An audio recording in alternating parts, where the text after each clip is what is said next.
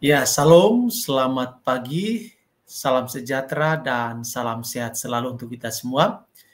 Berjumpa kembali dengan saya di kesempatan yang berbahagia hari ini.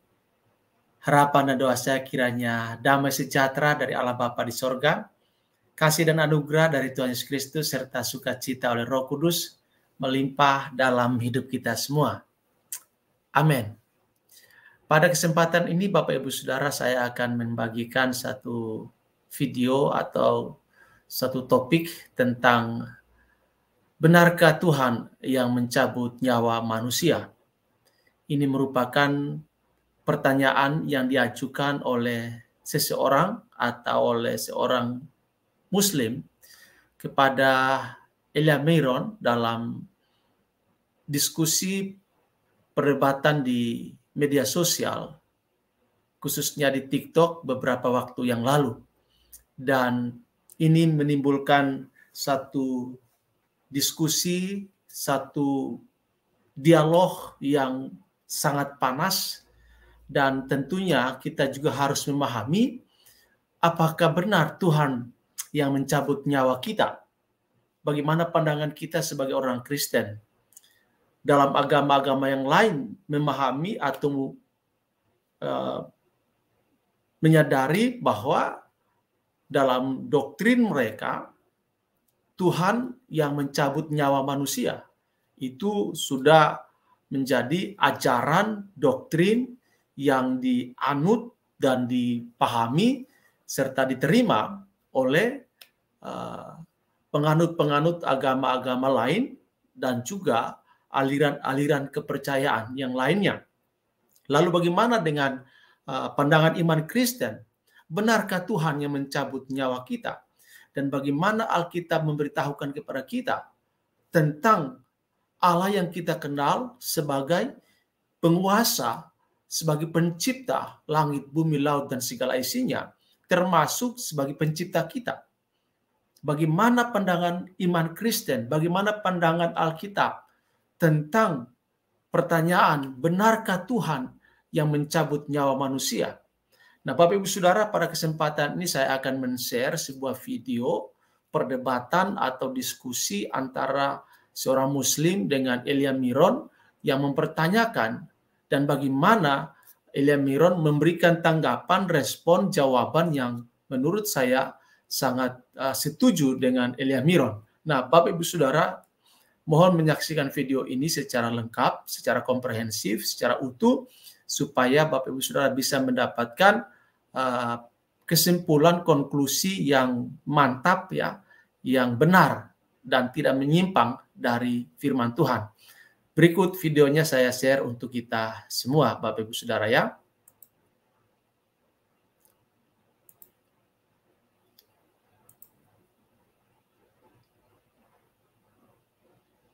Terus yang menyambut nyawa Yesus siapa? Nggak ada yang cabut nyawa. Yohanes 10 ayat 17. Dia kan manusia. No. Di iman kami kematian itu Pak karena dosa Pak. Bukan karena Tuhan cabut-cabut nyawa Pak. Iya, jadi yang nyambut nyawa manusia ini siapa? Nggak ada yang mencabut nyawa. Nggak ada. Terus kalau kami mati, misalnya Anda mati, siapa yang nyambut nyawa Anda? Wah, saya mati itu karena memang dosa saya. Karena tubuh saya udah nggak sanggup lagi dan sebagainya. Jadi nggak ada Tuhan yang nyabut, bukan Tuhan yang nyabut. Tuhan itu menciptakan manusia untuk hidup, bukan untuk dicabut-cabut nyawanya. Berarti yang mematikan siapa?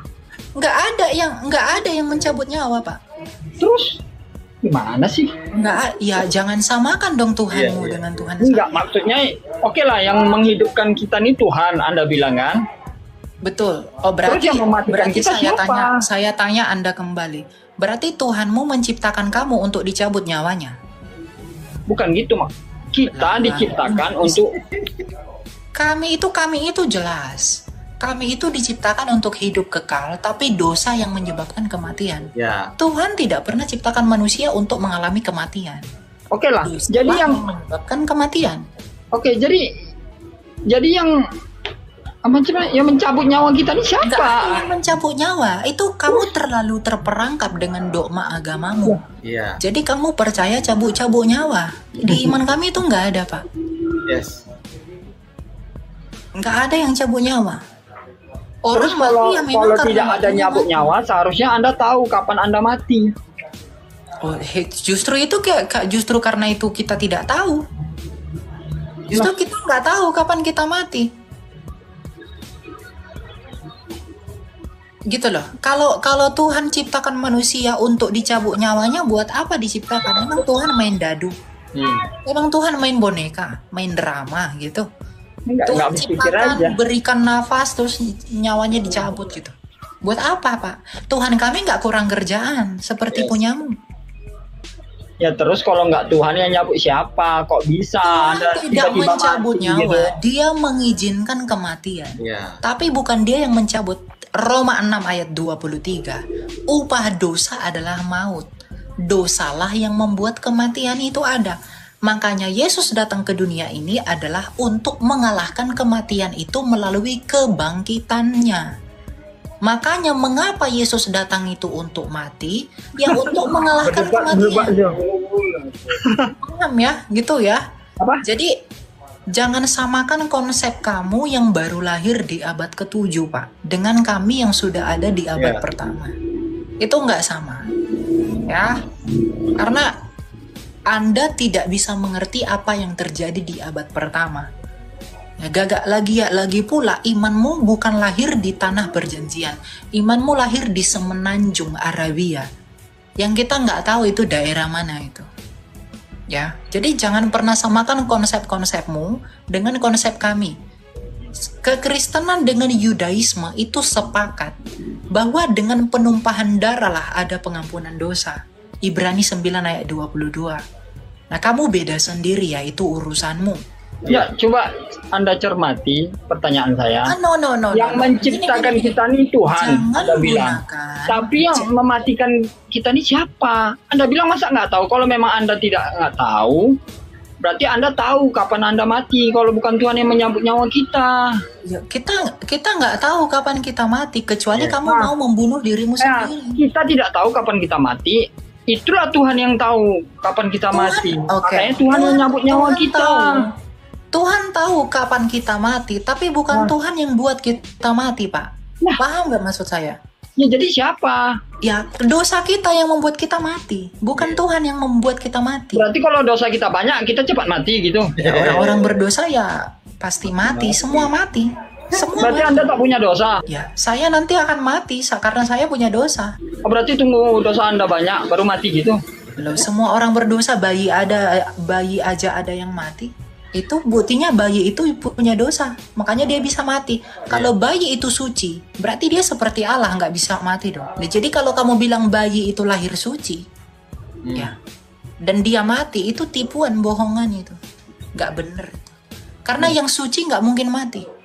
Betul, setuju. Kalau bayi itu suci, dia lahir lalu mati. Lalu ada yang bilang bayi itu lahir suci, itu bodoh, tipuan, gitu ya. Berarti berarti kalau kita diciptakan Tuhan, yang nyabut nyawa kita nggak tahu, kenapa kita harus dimatiin? Kenapa nggak tahu? Saya kan udah bilang yang membuat kita mati itu adalah dosa, kuasa dosa. Dosalah yang membuat kita mengalami kematian, Pak. Karena di Alkitab. Oke lah dosa. Dosanya tuh macam mana dosanya? Maksudnya dosa sebesar dosa apa itu gitu? sampai kita mati gitu. Dosa itu kan kuasa. Ya. Kuasa maut. Tadi kan saya udah kasih ayatnya, Roma 6 ayat 23. Upah dosa adalah maut. Upah dosa adalah maut. Dosa. Setiap orang berdosa pasti mengalami maut. Iya. Kematian. Jadi kalau ada orang yang dikatakan suci, itu nggak mungkin mati. Tapi faktanya semua orang mati. Ya. Iya. Jadi orang manusia itu mati karena dosa, karena dosa. Betul. Paham nggak? Bukan karena Tuhan ciptakan nih. Tuhan ciptakan Elia, dikasih hidup, terus dicabut lagi nyawanya biar mati. Untuk apa? Kurang kerjaan. Ya kalau Tuhanmu begitu ya itu urusanmu. Suka main-main drama berarti. Punya kami nggak gitu. Gitu loh. Paham enggak? Berarti Nah, berarti kalau Yesus mati itu dosa siapa? Loh, dia kan menanggung dosa kami. Galatia 3 ayat 13. Ya. Berarti Dia- sekarang Anda tak punya dosa dong? Loh, kan tadi saya katakan kuasa dosa. Iya, tapi katanya udah ditanggung sama Yesus. Gimana? Kami itu ketika percaya sama Yesus, ya kami tidak akan mengalami maut kekal, Yes. yaitu neraka. Amin. Itu yang Yesus, kuasa neraka itulah yang dikalahkan Yesus. Makanya dia menang. Pada hari ketiga dia bangkit. Dia kalahkan kematian itu. Iya. Maka kami yang percaya kepada dia akan turut menang seperti dia yang telah menang mengalahkan Amin. kematian itu.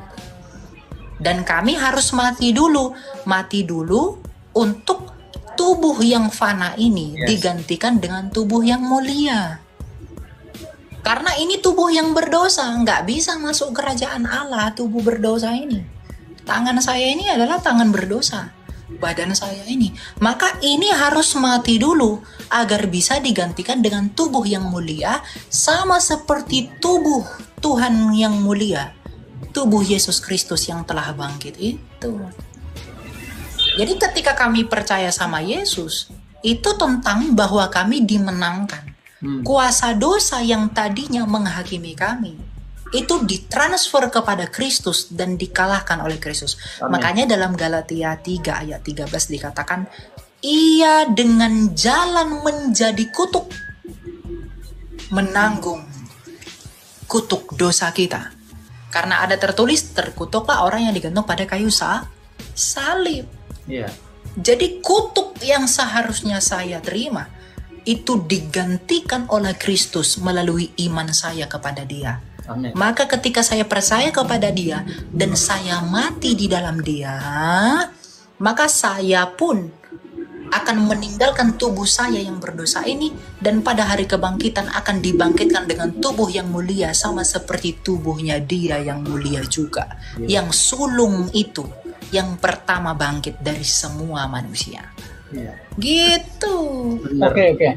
Berarti apapun dosa kita hidup di dunia ini ditanggung sama Yesus gitu. Ya kalau kita sungguh-sungguh percaya kepada Dia di dalam Walaupun pertobatan. kita membunuh orang, gitu melawan Ya orang kalau tua, kamu membunuh, kalau kamu ngomong saya percaya Yesus, tapi kamu tetap membunuh orang, tetap nipu orang, kamu mati, kamu tetap ke neraka. Karena Ya.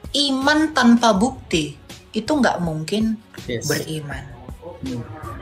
Karena orang yang percaya Yesus itu ditandai dengan bukti, Pak. Buktinya apa? Matius 7 ayat 15. Yesus berkata, dari buahnya lah kamu kenal mereka. Lah, berarti kalau nggak ada bukti semua kita nih gimana? Ya, Untuk apa Yesus bukti mati? orang beriman itu ya kasih, Pak. Ya. Kita memiliki Yes. kasih. Karena Roh Kudus telah diberikan kepada kita sebagai materai. Jadi orang percaya Yesus, ya, itu nggak hanya ngomong doang, tapi bertindak dengan perbuatannya. Tidak menyukai dosa, membenci dosa. Walaupun kadangkala dia jatuh, tapi bangkit terus. Tapi hatinya jijik dengan dosa, tapi kadangkala dia jatuh. Orang-orang seperti itu diselamatkan. Amin. Tapi kalau orang-orang yang orang-orang yang suka ngaku mulutnya percaya Yesus, tetapi dia tidak mau hidup dengan baik, ya orang-orang itu nggak diselamatkan. Itu artinya dia tidak ada Roh Kudus dalam diri.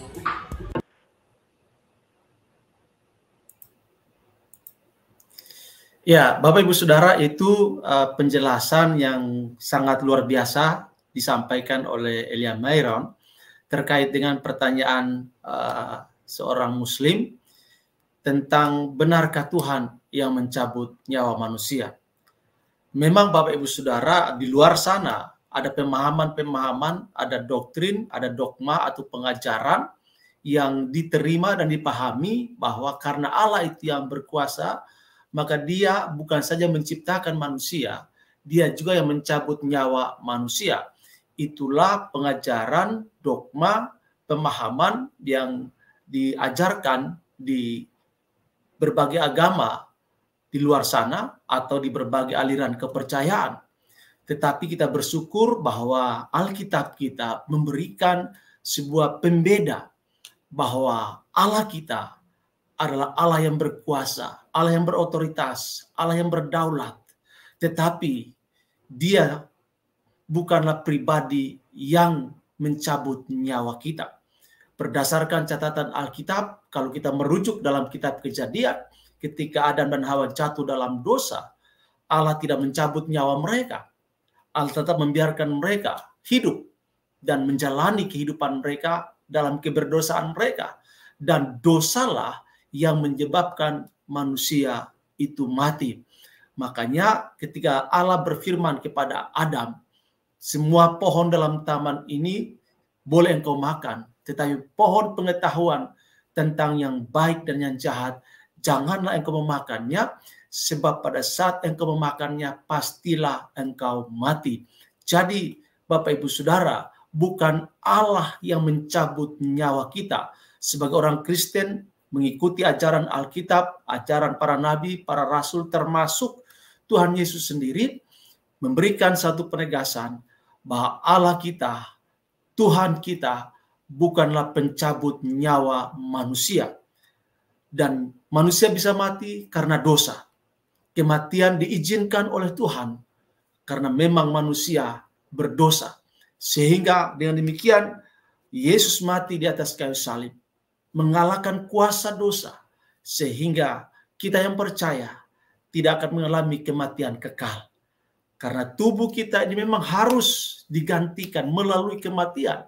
Tubuh ini digantikan oleh tubuh yang baru, tubuh kemuliaan melalui kematian. Nah, oleh sebab itu mungkin juga ada pemahaman-pemahaman orang Kristen, jemaat Tuhan yang belum memahami ini, maka melalui video ini biarlah mendapatkan pencerahan, mendapatkan informasi, mendapatkan penjelasan bahwa Tuhan Allah kita bukanlah pencabut nyawa kita. Kenapa kita bisa mati? Karena upah dosa adalah maut. Sehingga tubuh kita yang fana ini, tubuh kita yang berdosa ini, tubuh kita yang sudah mengalami dosa, harus mati. Lalu kita akan mengalami tubuh yang baru, diubahkan, dan memiliki tubuh yang baru, tubuh kemuliaan, tubuh yang tidak dapat lagi binasa. Sehingga kita bersyukur karena kita bisa percaya Yesus, menerima Yesus sebagai Tuhan dan Juru Selamat kita secara pribadi, dan kita hidup dalam kasih, dalam kebaikan yang terus mempermuliakan Tuhan dan menjadi berkat bagi banyak orang. Oleh sebab itu, Bapak Ibu Saudara yang dikasihi oleh Tuhan Yesus Kristus, marilah kita terus berjuang untuk menjalani kehidupan kita semakin hari, semakin lebih baik, semakin lebih benar, sehingga kita pantas dan layak untuk tinggal bersama dengan Kristus dalam kerajaan-Nya yang akan datang. Tuhan Yesus berkati dan shalom untuk kita semua. Amin.